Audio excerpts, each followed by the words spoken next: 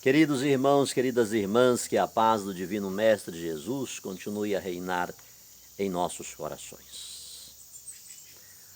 Não esqueçamos que Deus é o Deus do impossível.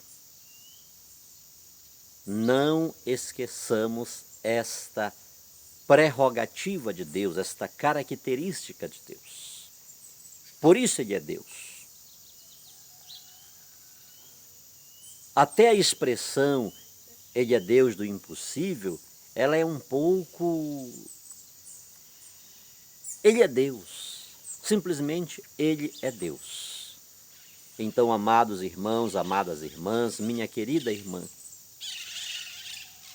apesar de, quando nos deparamos com certas realidades que parecem já estar estabelecidas, tenhamos ainda assim esta confiança que temos um Deus que tudo pode, que tudo vê, tudo contempla. Tá bom? Os caminhos dele são diferentes do nosso. A minha preocupação em quaisquer que sejam as circunstâncias da nossa vida é estarmos fazendo a vontade dele. Porque se estamos fazendo a vontade de Deus, o querer dele, se estamos neste caminho da vontade de Deus, não importa que cheguemos à cruz, à radicalidade da cruz.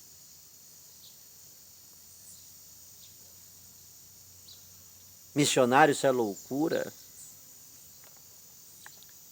Com Jesus não foi diferente. Com Jesus não foi diferente.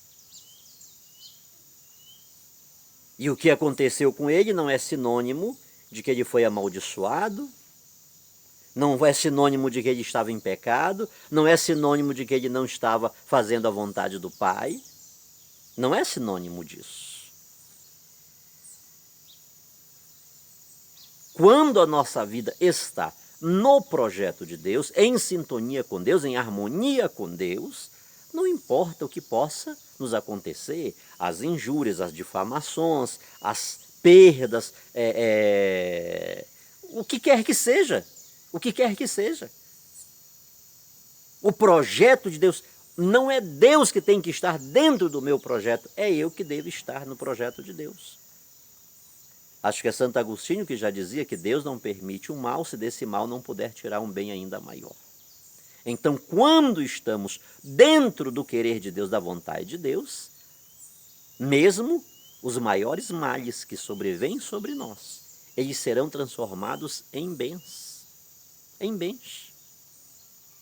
Deus tem como tirar os maiores bens dos maiores males, dos piores males.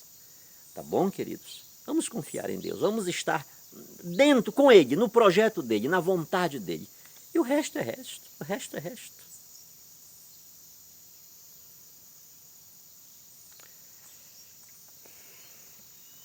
Quando foi levantado da terra, Cristo atraiu a si todos os homens.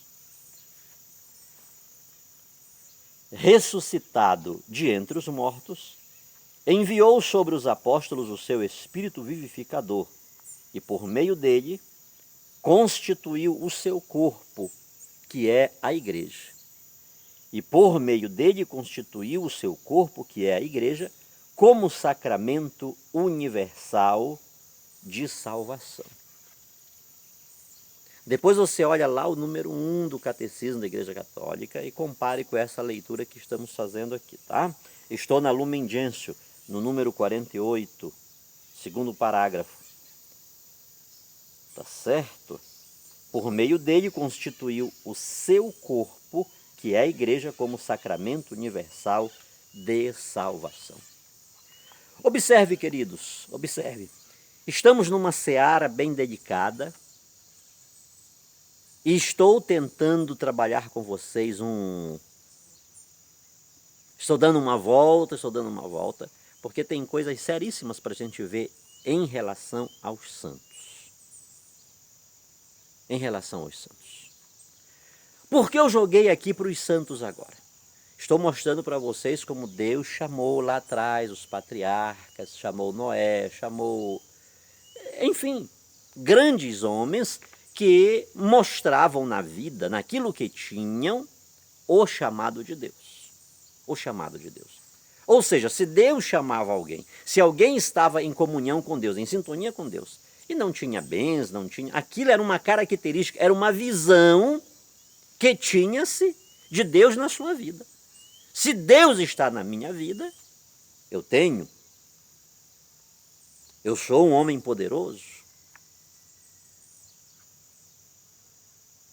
Então é dentro desta realidade, que verificamos que aqueles homens falharam bruscamente com Deus, crassamente com Deus. Porque Deus não simplesmente lhes prometeu, como no caso de Jacó, eu te abençoarei. E abençoou concretamente. Dentro de 20 anos o homem estava rico, ou seja, a palavra dele cumpriu-se, verificou-se. E Deus veio falando, e dava medo nele, tem que ser assim, mas vai ser desse jeito. E o Laimanaim, enfim. Deus falando. Quando o tio Labão começou a aprontar com ele, Deus falou com ele, vai embora para a tua terra. Ou seja, a presença de Deus era muito real, era muito nítida, era muito clara na vida deles. E mesmo assim, eles postergam a bênção de Deus. Mesmo assim, eles dizem um não para Deus. Essa é a grande verdade.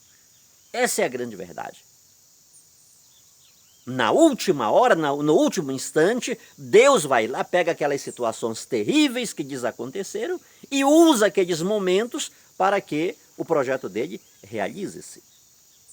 Uma outra coisa que precisamos compreender também, queridos, ou seja, é em cima disto, é em cima desta realidade patriarcal, que era um chamado acumulado de bênçãos. E quando vemos o chamado dos discípulos, é algo totalmente diferente. É algo totalmente oposto.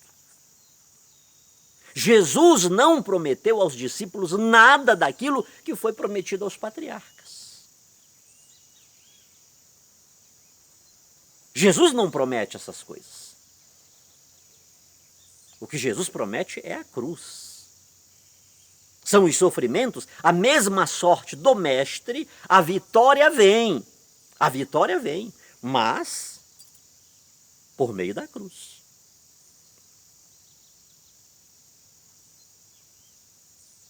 O discípulo de Cristo não é aquele que ostenta a periferia da sua vida, os teres, as conquistas, as aquisições. Não. Ele carrega no seu corpo as marcas que faltam ao sofrimento de Cristo. O discípulo de Jesus, ele abraça a sua cruz. Ele abraça a sua cruz. Então, neste sentido, queridos irmãos e irmãs, a gente começa a ver, lá no passado, é um chamado com tantas coisas. Deus provando, dizendo, eu estou com vocês, estou abençoando. E mesmo assim, eles não buscaram fazer o querer de Deus. Mesmo assim, eles endureceram o coração com provas nítidas da presença de Deus na vida deles. Os discípulos, os apóstolos, os santos, fizeram a vontade de Deus não a partir de uma promessa, vocês vão ter isto, aquilo, outro. Não. Pelo contrário. O chamado de Deus a eles é um chamado da renúncia, do despojamento. Eles vão abrindo mão dos teres, das aquisições, das famas.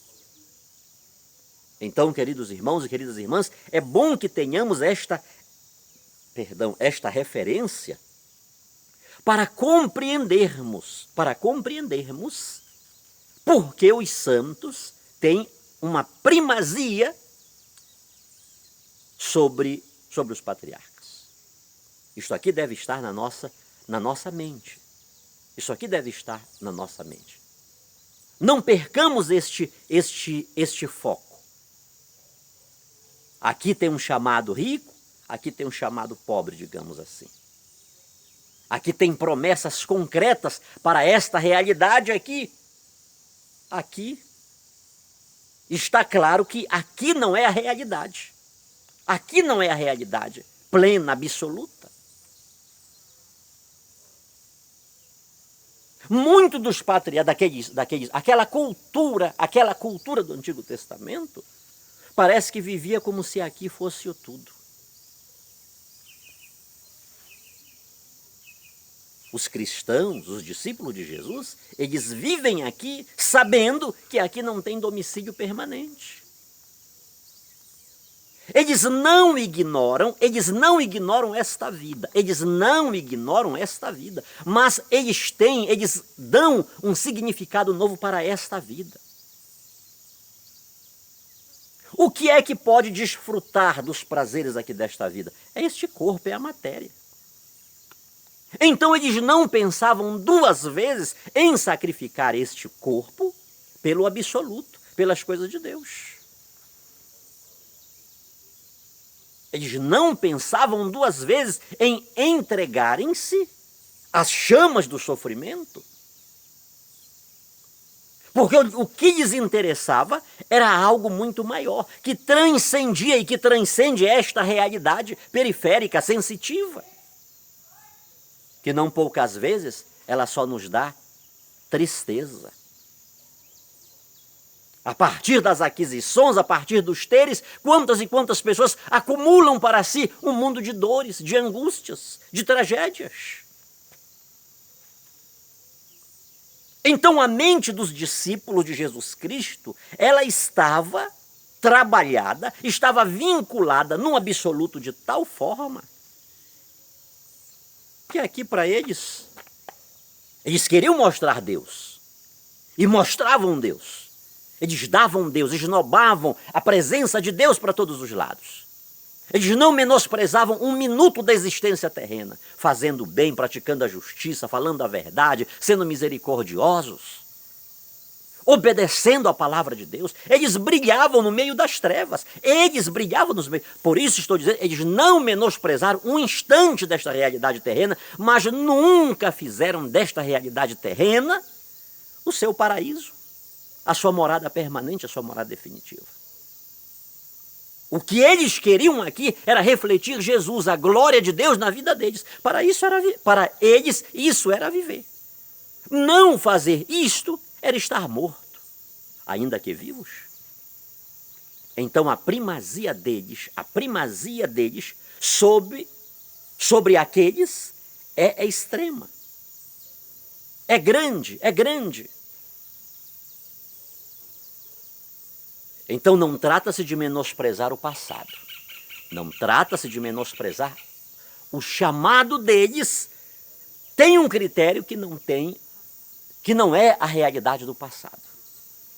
Não é a realidade do passado. Então, queridos irmãos e irmãs, se o Deus que fala no Antigo Testamento é o mesmo que fala no Novo Testamento, por que que os santos sobressaem? Por que que os santos destacam-se? Por que que os santos reluzem? A vida de Noé, Abraão, Isaac e Jacó, já falei, repetindo um pouco, é uma espécie de recomeço. É como se fosse um novo Éden. A partir daqueles homens, Adão e Eva já tinham sucumbido. A partir de Noé, a partir de Abraão, tantos homens, Deus quer recomeçar uma história onde eles de fato sejam imagem e semelhança de Deus. Deus quer fazer isso com aqueles homens, e assim como Deus deu a Adão e Eva um paraíso, onde de nada eles tinham necessidade, onde eles tudo tinham para viver bem em comunhão com Deus e sucumbiram, a mesma coisa Deus está dando para esses homens. Está dando de tudo, todos os meios para eles serem imagem e semelhança de Deus. É aqui que a gente começa a ver a proeminência dos discípulos de Jesus ao lado daqueles. Porque no meio de tudo aquilo que Deus lhes está dando, eles fracassam, eles sucumbem, para fazer a vontade de Deus é lá no último momento do último momento, é na prorrogação, nos últimos segundos da prorrogação. porque tornaram-se de dura cerviz para Deus. Já os discípulos de Jesus não trilharam o caminho da escuta, do querer a vontade de Deus da vida deles. Isto aqui é um fato. Isto aqui é um fato. E isto, queridos irmãos, por sinal não estou lembrando, há um texto lá no Antigo, depois eu passo para vocês, onde Deus diz o seguinte: ocultarei eu alguma coisa ao meu servo Abraão, visto como ele tem andado em minha presença, não sei o quê, não sei o quê, não sei o quê. Se isto foi uma realidade lá, imagine esta verdade transposta aos discípulos de Jesus, que literalmente andaram na presença de Deus, fizeram o querer de Deus. Você não encontra na vida deles um parêntese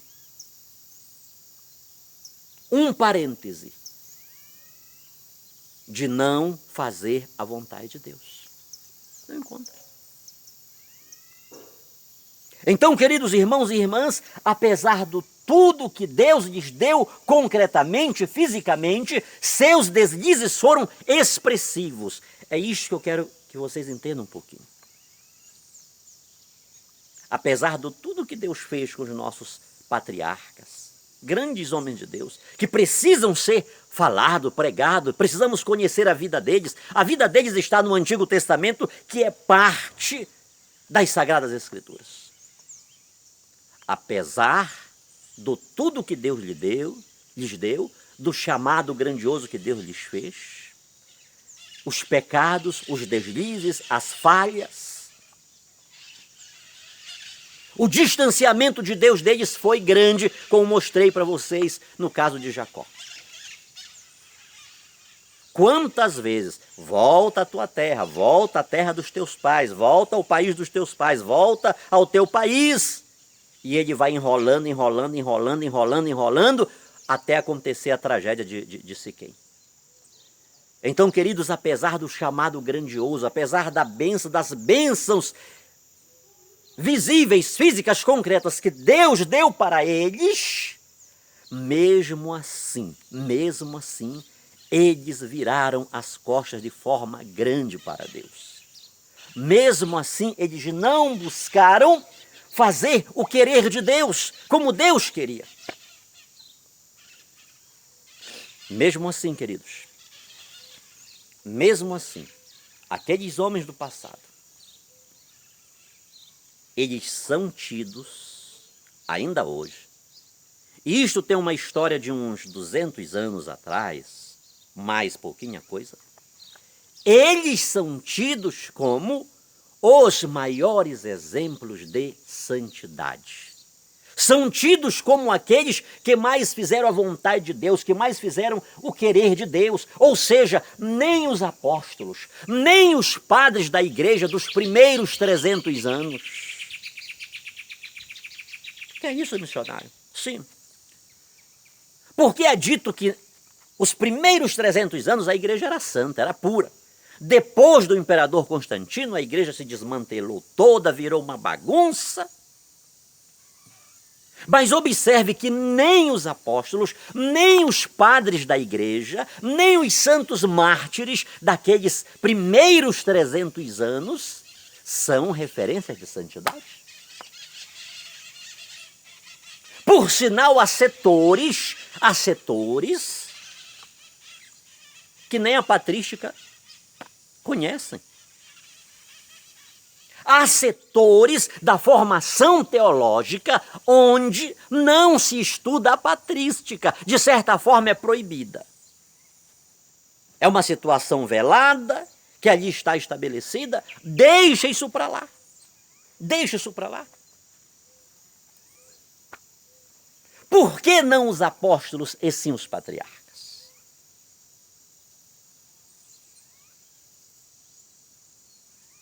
Por que não deve-se olhar aos... Bora tirar a palavra padre aqui, né? Que é bem católica, bem original. Por que não os pais da igreja? Por que não os pais da igreja? Queridos, o chamado dos discípulos não tem o composto da prosperidade. Deus é o mesmo no Antigo Testamento, Deus é o mesmo no Novo Testamento. É o mesmo Deus a falar lá, é o mesmo Deus a falar aqui, é o mesmo Deus a convocar lá, é o mesmo Deus a convocar aqui.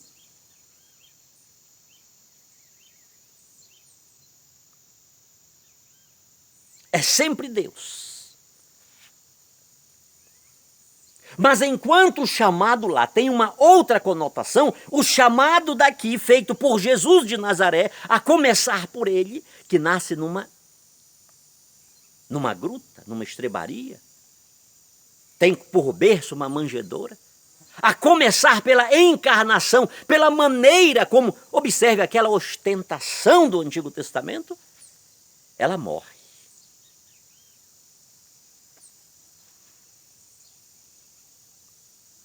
Queridos, é interessante a gente entender isto aqui, porque quando é dito, a gente escuta, e eu dizia isso, que quando Jesus morre na cruz, o véu do santuário rasgou-se de alto a baixo, não é mesmo? E agora tudo aquilo, toda aquela... Acabou. Agora é eu e Deus, eu falo diretamente com Deus, Ele me ouve diretamente, eu não preciso de intermediários, eu não preciso de sumos sacerdotes. A única coisa que não acabou é a ostentação. A única coisa que não acabou, é aquela visão de que Deus só está comigo se eu estiver cheio de teres, de coisas, se eu for um grande proprietário, se eu tiver riquezas, se eu estiver por cima e não por baixo, se eu for cabeça. Isso não acabou. As outras coisas acabaram. Ou seja, quando Jesus escolhe os apóstolos e coloca Pedro como chefe daquele colégio apostólico, isso não é nada. Isso não é nada. Isso aqui é uma invenção da igreja, porque essa estrutura sacerdotal acabou. Quando o véu do templo rasgou, acabou-se tudo. Agora é eu e Deus. Eu resolvo com ele resolve comigo e não precisa de mais de ninguém. Muito bem, mas esse Jesus, hein? Você está entendendo, queridos, a gravidade da interpretação? Eu estou acabando com Jesus, que é o próprio Deus, que do meio dos discípulos escolheu os 12 e coloca Pedro como chefe visível do colégio apostólico. E esse colégio apostólico precisa estar em comunhão com aquele que Jesus deixou diretamente no seu lugar. Isto é sério, queridos. Não só sério, como seríssimo. Isto é sério. Então observe, queridos, que o chamado de Deus no Novo Testamento, ele não passa pelos critérios do chamado do Antigo Testamento, onde tinha a grande possibilidade, e aquilo acontecia da riqueza, da prosperidade. Não. O chamado dos discípulos, ele passa pelo não levar. Não levar 2 túnicas, não levar sapatos, não levar joias, não levar dinheiros, não levar uns camelos cheios de mercadoria. Não sei o que me acontece, já vou levar aqui tudo aqui, vou prontinho aqui. Olha, vamos levar aqui umas 2 bolsas com dinheiro, porque de repente o negócio não dá, a gente faz de outro. Vá observando porque os santos têm uma prerrogativa acima daqueles. O chamado de Jesus passa pelo não levar. Não levar. Isso é sério, queridos. Isto é extremamente sério. Enquanto Abraão, Isaac, Jacó, Davi, Salomão, eles devem ser enaltecidos, os apóstolos, os santos e, sobretudo, Maria Santíssima devem ser silenciados. Devem ser silenciados. Mas Deus não é o mesmo? Deus não é o mesmo do Antigo Testamento, do Novo Testamento? É o mesmo. Mas o chamado, ele segue a linha não da periferia. Ele segue a linha do absoluto. Ele segue a linha do absoluto. O que é que São Paulo diz? O viver é Cristo, o morrer é ganho. Eles estavam aqui para fazer a vontade do Pai. Os discípulos, os apóstolos, os santos, eles seguem esta linha de Jesus Cristo. Estamos aqui para fazer a vontade do Pai. Como Jesus disse, eu vim para fazer não a minha, mas a vontade daquele que me enviou. Eu termino por aqui porque voltaremos com este assunto.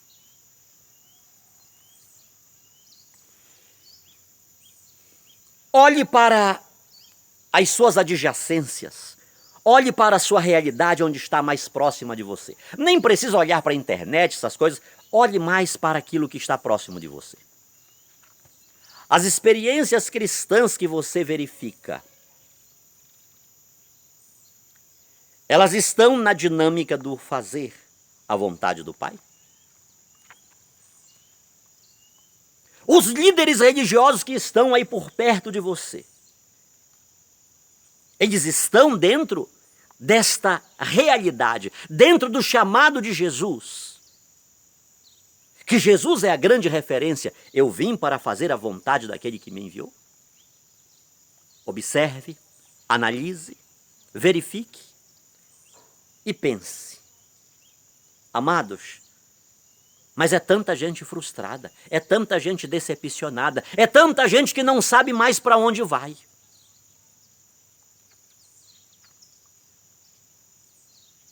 Todos os dias uma igreja está sendo rachada, dividida, esfacelada. E depois se divide mais em outros pedaços. E divide-se mais em outros. Porque nós queremos voltar às raízes. Queremos voltar a ser o original. Queremos ser aquilo que éramos. E vai aquela divisão, e vai aquela divisão, e vai aquela divisão. Por quê, queridos? Porque o parâmetro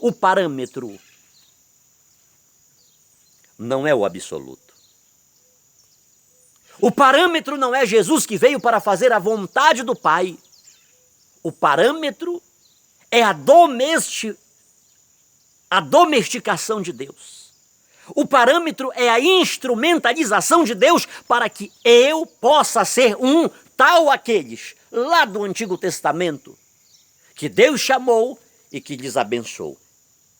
A doutrina dos santos não pode ser pregada. Veremos isso depois. Eles precisam ser silenciados. Quem são os grandes exemplos de fé, de santidade, de comunhão com Deus? São aqueles homens lá do passado, não esses que Jesus chamou.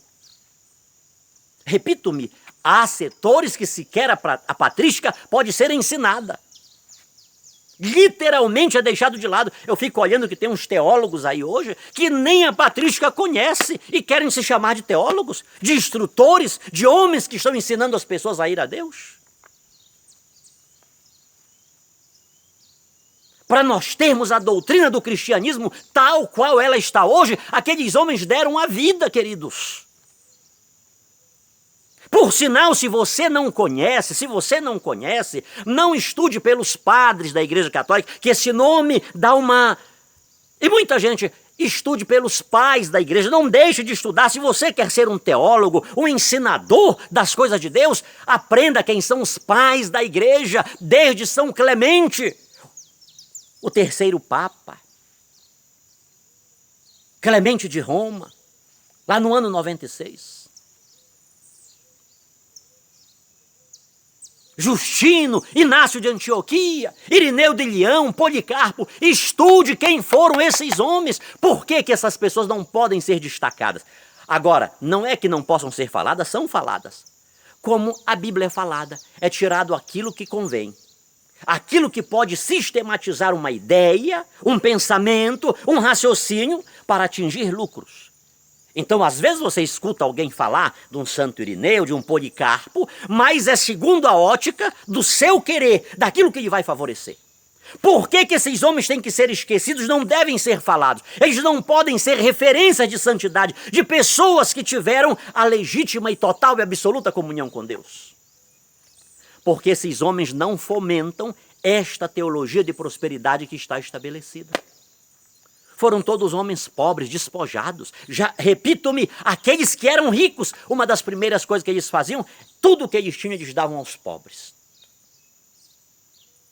Configuraram-se com o Cristo pobre. Queridos, estamos prestes a chegar um momento que nem Jesus poderá ser falado. Jesus vai ser falado simplesmente a partir depois que ressuscitou. Porque até o momento da sua sepultura, aquilo tem que ser deixado de falar. Porque isso aqui não fomenta, isso aqui não subsidia, isto aqui não estrutura esta teologia da prosperidade que é amplamente difundida e pregada, como quem está fazendo a vontade de Deus, porque assim eram os patriarcas. Isto aqui é sério, isto aqui é seríssimo, e por isso no próximo vídeo a gente volta com este tema. Não esqueça, não esqueça. Escolha um santo, escolha uma santa. E seja-lhe devoto. Reze com ele. Cante com ele. Louve com ele. Seja um grande adorador. Na esteira deles, porque eles, infinitamente mais que nós, foram grandes adoradores deste Deus Pai, Filho e Espírito Santo.